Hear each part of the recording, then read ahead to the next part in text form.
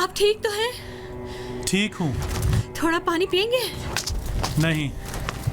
लानत हो उन पर जिन्होंने आपको इस बुढ़ापे में इस तरह बयाबानों में बेघर कर दिया। फिर धूप से तुम्हारा दिमाग घूम गया और मेरी सारी बातें तुम भूल बैठी। कई बार तुमसे कहा है कि हत्ता अपने दुश्मन की भी गीबत ना किया करो। तो फिर को छोड़ दो आखिरत के लिए बेटी। खुदा बेहतर जानता है कि उनके साथ क्या किया जाए। यहीं पर रुक जाते हैं, बाकी सफर कल करेंगे। नहीं, ताइफ के आसार नजर आ रहे हैं, चलते हैं। डरती हूँ कहीं आपकी तबीयत और खराब ना हो जाए। वहाँ कोई हमारा इंतजार थोड़ी कर रहा है, तो इतनी जल्दी किस बात की? ठीक कहती हो बेटी, कोई हमारा इंतजार नहीं कर रहा। चलो ठीक है, उस बाग में जाकर हम रात गुजारते हैं। अलबत्ता इस हाल में जो कुछ देख रहा हूँ वो शराब ना हो तो। हमेशा की तरह सही आपने देखा, शराब नहीं है, बाग है। चलते हैं। चलो।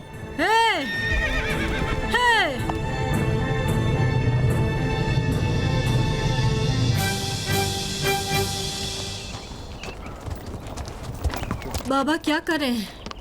आज रात कहाँ पर रुकेंगे? आज की रात इसी बाग में रुक जाएंगे।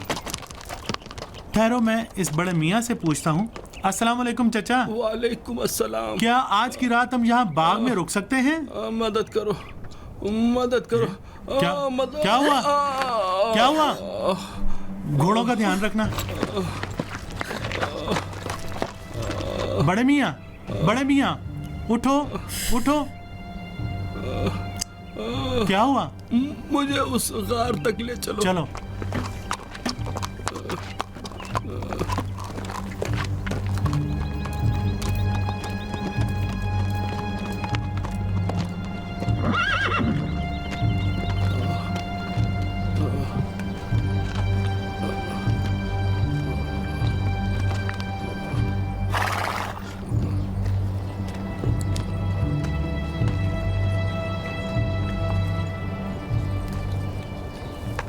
मेरा बेटा जो मेरा सहारा था वो भी कुछ अरसे से यहाँ नहीं है। दिन में मैं यहाँ आता हूँ और इन मछलियों से बातें करता हूँ। माफ करना, मेहमान नवाजी के लिए कुछ ज्यादा नहीं है मेरे पास। लो बाबा बेटी, उठो और कुछ खाना तैयार कर लो। जी बाबा। तुम मुझे जानते हो। क्या फर्क पड़ता है, आप भी मेरी तरह अल्लाह के एक बंदे ही तो हैं। लेकिन मैं तुम्हें पहचानता हूं। तुमसे मोहम्मद की खुशबू आ रही है। उनके सहाबी हो? जी हाँ। आप कौन हैं? मैं उनके चाहने वालों में से हूं। मैं यहूदी आदमी हूं, मगर मैं मोहम्मद को बहुत ज्यादा चाहता हूं।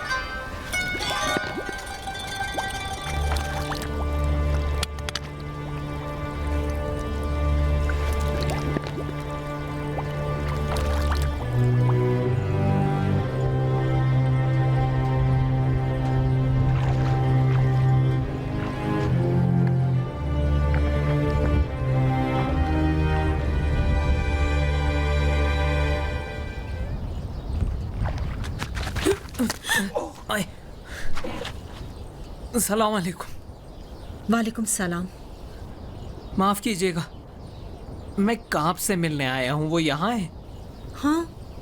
अरे हाल ठीक नहीं है उनका। ये मैं उनके लिए कुछ खाना लेने आई हूँ। अच्छा, तो मैं भी जाके कुछ दूध और अंगूर लेके आता हूँ। ताइफ के अंगूर मशहूर हैं। हे जी। कौन हो तुम? मेरा नाम कैस है, मैं चरवाहा हूँ, काब का दोस्त हूँ। अभी आता हूँ। खुदा हाफिज।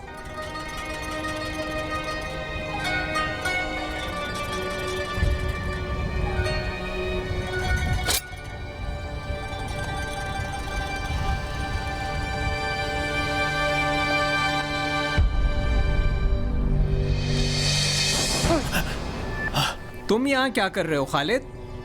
تم تو کہہ رہے تھے کہ مکے چلے جاؤ گے اور وہاں کچھ اچھا کام تمہیں ملے گا اور بہت جلد پیسے والے بن جاؤ گے. تم یہاں کیا کر رہے ہو قیس؟ طائف تو بہت دور ہے ابھی یہاں سے. تم نے اپنی بھیڑوں کا کیا کیا؟ بات مت ٹالو, میرا جواب دو. یہاں کیا کر رہے ہو؟ آرام کر رہا ہوں. آرام کر رہے ہو؟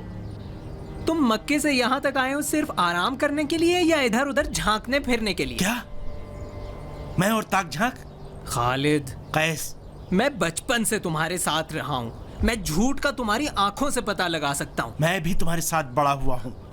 فالتو باتوں کو تمہاری آنکھوں سے سمجھ جاتا ہوں میں. بات مت بدلو. تم جس اچھے کام کی بات کر رہے ہو وہ یہی تھا. کون سا اچھا کام بھائی ہیں؟ سب کچھ برباد ہو گیا, ختم ہو گیا. اور یہ خنجر بڑا قیمتی لگتا ہے. ہاں, شام کے بازار سے خریدا تھا. تم کو چاہیے تمہارے لیے بھی خرید دوں میں. خالد, میرا مطلب یہ ہے کہ تم نے اپنے خنجر کو نیام سے باہر کیوں نکالا ہے؟ اچھا ٹھیک ہے, اسے اس کی جگہ پہ رکھ دیتا ہوں. خالد, خالد, تم تو چپک ہی گئے ہو قیس. مدتوں بعد اپنے پرانے دوست سے ملے ہو, اسے خوش آمدید کہنے کے بجائے اس سے سوال کر رہے ہو.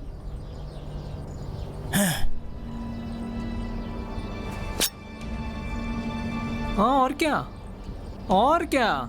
گھونپ دو خنجر اپنے دوست کے پیٹ میں, مگر مجھ سے جھوٹ نہ بولو خالد.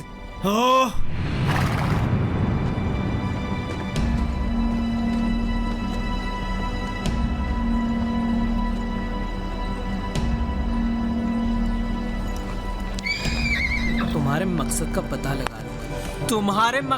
پتہ لگا لوں گا میں.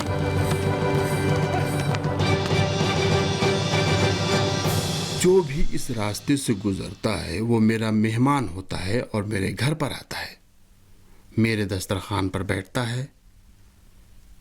مگر شرمندہ ہوں, آج طبیعت کچھ ایسی ہو گئی کہ مجھے اپنے ہی باغ میں آپ لوگوں کا مہمان بننا پڑ رہا ہے. ہم شرمندہ ہیں بڑے میاں. آپ معاف کیجئے کہ کھانا کم تھا, توشہ سفر تھا بس.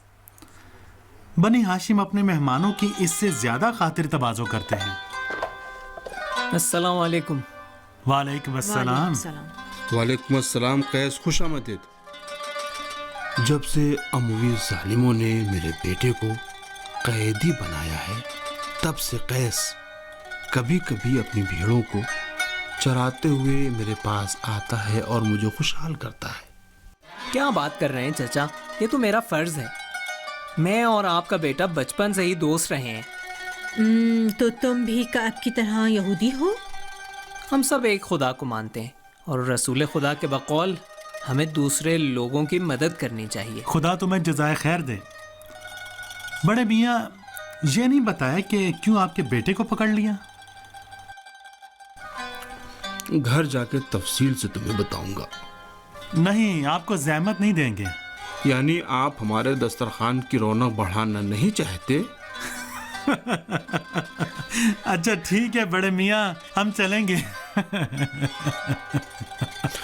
میرا بیٹا تجارت کے لیے مدینے گیا ہوا تھا.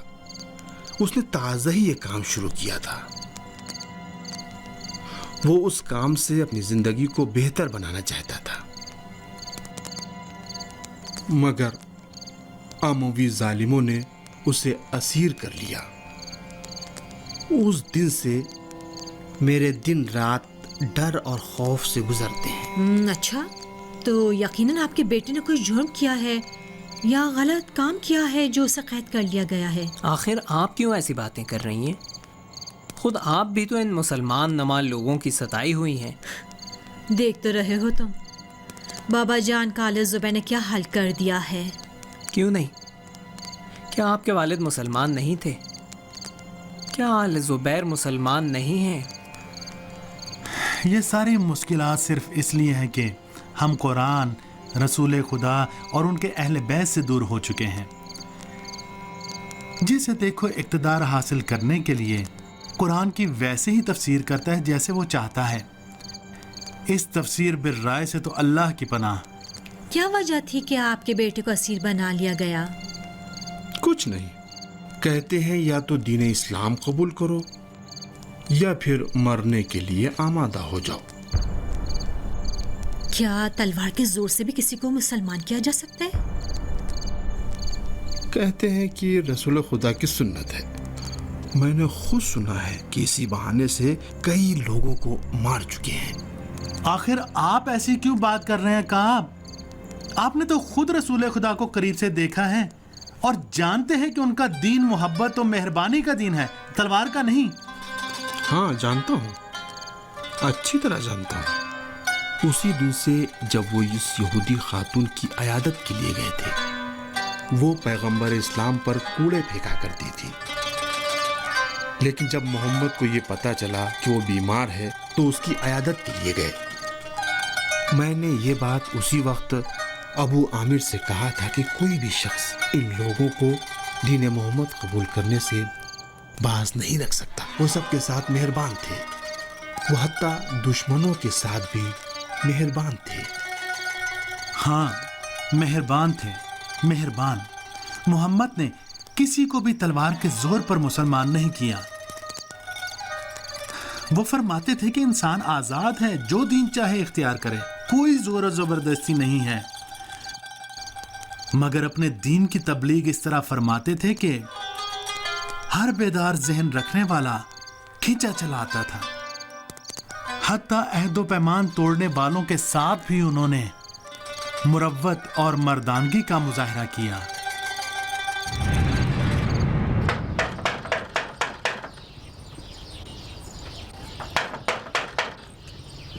آ رہا ہوں.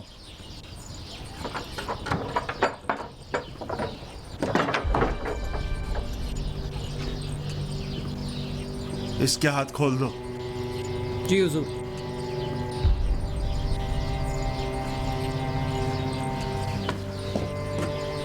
آہستہ سے آؤ.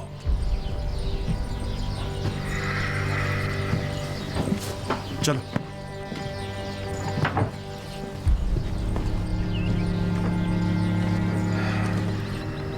مجھے ہرگز پسند نہیں ہے کہ اس حال میں تم میرے گھر کے اندر آؤ. شیبہ تم وہیں رکو. میرا حال اچھا نہیں ہے، جنگی قیدی ہوں، مگر یہی کہ اس وقت کال کوٹری کے بجائے سعد ابن عبادہ کے گھر میں ہوں اور داروغہ زندان تم ہو. یہ سوچ کر میرا دکھ کچھ کم ہو جاتا ہے. سلیمہ ذرا پانی لانا.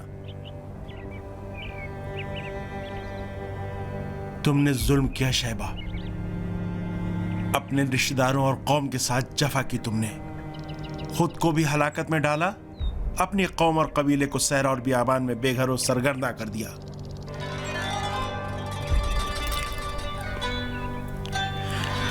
زمانہ مجھے راست نہیں آیا سعد. ہائے بیچارہ بے زبان زمانہ، کیا کچھ نہیں سہتا ہم لوگوں کے ہاتھوں سے. مقصد تک پہنچ گئے تو کہتے ہیں کہ ہم خود پہنچے، اور اگر نہیں پہنچے تو زمانے کو برا بھلا کہنے لگتے ہیں. جو بھی تھا اب ختم ہوا، یا میں نادان تھا یا زمانہ خراب. جو بھی تھا اب میرا کام تو تمام ہو گیا سعد. شیبہ کے لائق کھانا تیار کرو. جی جناب. شیبہ کے لائق سزا ہے، کھانا نہیں. شیبہ اسیر ہے. رسول خدا نے حکم فرمایا کہ تمہاری حفاظت کروں یہاں تک کہ وہ تمہارے بارے میں فیصلہ کرے. یہ نہیں فرمایا کہ تمہیں بھوکا اور پیاسا رکھوں. میرے بارے میں محمد کا فیصلہ تو واضح ہے، میں مارا جاؤں گا. مجھ جیسے آدمی کے لیے اب کوئی فرق نہیں رہ جاتا ہے کہ بھوکے ہی مجھے مار دیا جائے یا پھر کھانا کھلا کر مجھے سزا دی جائے. جب تک رسول خدا کا فیصلہ نہیں آ جاتا تم قابل احترام ہو. کم سے کم تمہاری پچھلی مہمان نوازیوں کی تلافی کر سکتا ہوں. اگرچہ تم نے دوستی کا حق ادا نہیں کیا شیبہ، میری بات نہیں مانی تم نے اور رسول خدا کے دشمنوں سے جا ملے. یہ کون سوچ سکتا تھا کہ ابو سفیان محمد پر فتح حاصل نہیں کرے گا. کئی ہزار فوجی اس نے اکٹھا کر لیے تھے. اس نے آس پاس کے سارے قبیلوں اور یہودیوں کو بھی اکٹھا کر لیا تھا. حجاز کے سبھی پہلوانوں اور سرماؤں کو میدان جنگ میں لے کر آ گیا تھا۔ جب اس کا قاصد میرے پاس آیا اور ساری بات بتا کر کہا کہ اب محمد کا کام تمام ہو جائے گا تو مجھے یقین آ گیا۔ اگر میں یہ نہ کرتا تو ابو سفیان یثرب کو تباہ و برباد کر دیتا اور تم سب کو تہہ تیغ کر دیتا، تب کیا ہوتا؟ میرے اور میرے قبیلے کے ساتھ وہی کرتا جو اب تم نے میرے ساتھ کیا ہے۔ تم نے کیوں نہیں بتایا کہ محمد کے ساتھ معاہدہ ہے؟ کیوں نہیں کہا کہ عرب میں معاہدہ توڑنا ایک بڑی خیانت اور ناقابل معافی جرم ہے؟ ابو سفیان نادان تو نہیں تھا جسے یہ نہ پتا ہوتا؟ بتایا تھا۔ جب اس نے اپنی فوجی چھاونی ہمارے قریب آ کر بنائی تو میں اس سے ملنے گیا، اس سے جا کر کہا کہ میرا محمد کے ساتھ معاہدہ ہے اور اگر محمد جنگ جیت گئے تو سب سے پہلے میں اور میرا قبیلہ شکار بنیں گے۔ اچھا، تو اسی لیے تم نے معاہدہ توڑ دیا اور ابو سفیان کے ساتھ مل گئے ہیں؟ رسول خدا کے پاس کیوں نہیں گئے اور اپنا عذر کیوں نہیں بتایا؟ تم تو جانتے تھے کہ وہ مہربان اور معاف کر دینے والے ہیں۔ وہ کئی بار تمہارے بارے میں مجھ سے پوچھ چکے تھے۔ میں جب بھی کہتا کہ شیبہ ایک مہربان، سخی اور صابر آدمی ہے تو ان کے چہرے پر پسندیدگی دیکھتا تھا۔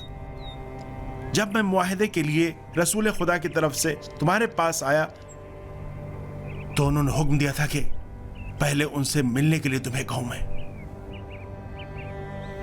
لیکن تم نے میری بات نہیں مانی۔ لعنت ہو مجھ پر کہ بس کافی ہے۔ کیا اور کچھ کہنے کو بچا ہے شیبہ؟ تم خزرج قبیلے کے سردار ہو، تم پر محمد کو بھروسہ ہے، تم ان سے میری سفارش کر سکتے ہو۔ کیا تم بھول گئے کہ محمد رسول خدا ہے؟ وہ اپنی طرف سے کوئی بات نہیں کہتے۔ میں ان کے حکم کو خدا کا حکم سمجھتا ہوں، اگرچہ میں اگر ان کی جگہ پر ہوتا تو بغیر کسی تکلف کے تمہیں معافی کے قابل نہ سمجھتا۔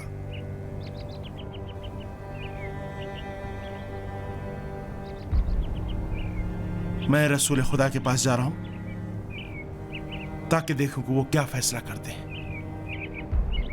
تم کھاؤ پیو، میں ابھی لوٹ کے آتا ہوں۔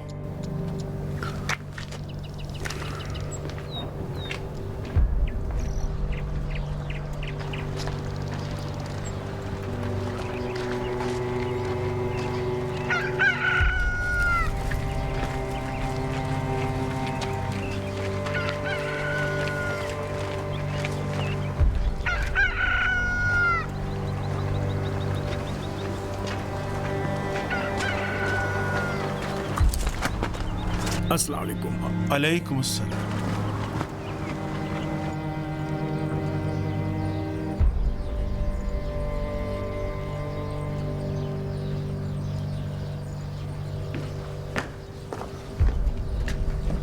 شیبہ ابن جدعان،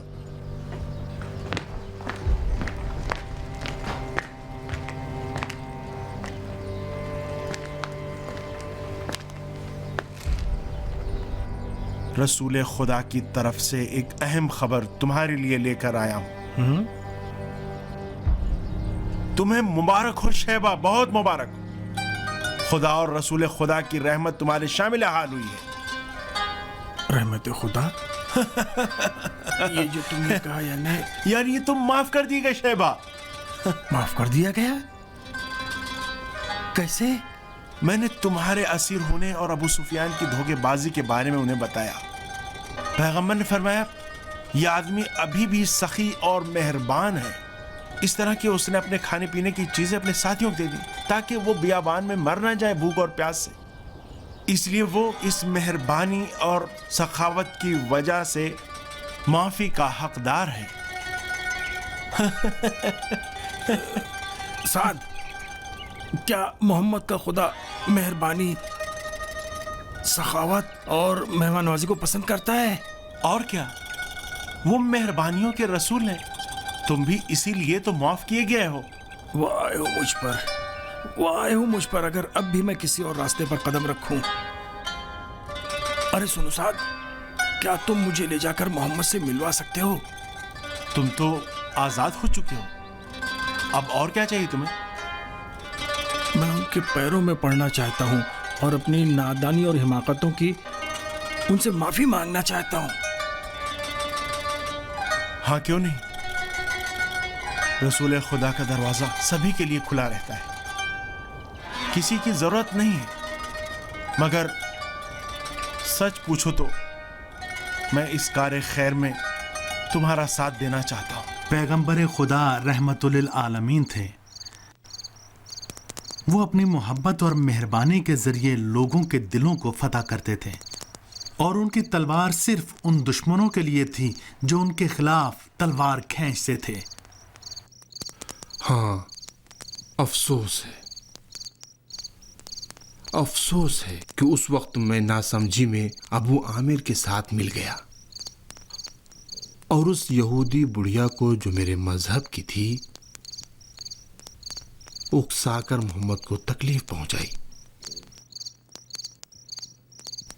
फिर इस वाक़ये के बाद जब अबू आमिर को पता चला कि मैं मोहम्मद के रवैये से मुतासिर हो गया हूं और उसके साथ ताउन नहीं कर रहा हूं,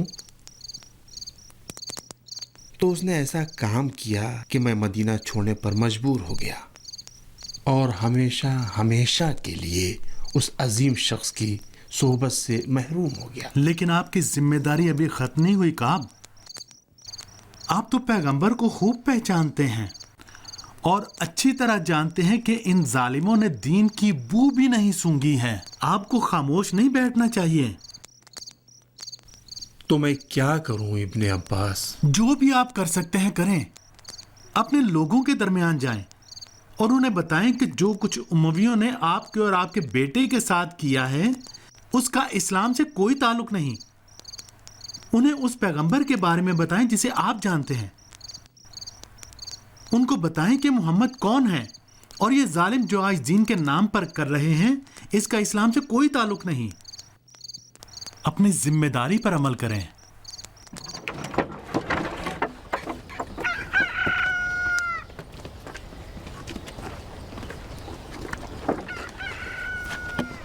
आप एक बहुत ही नेक और पाक फितरत आदमी हैं, इसलिए अपनी फितरत की आवाज को सुनें।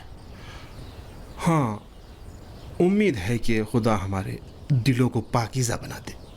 इंशाअल्लाह। खुदा हाफिज। फी अमानिल्लाह। आपकी मेहमान नवाजी का शुक्रिया। मुझे खुशी हुई बेटी। बहुत शुक्रिया। खुदा हाफिज। खुदा हाफिज।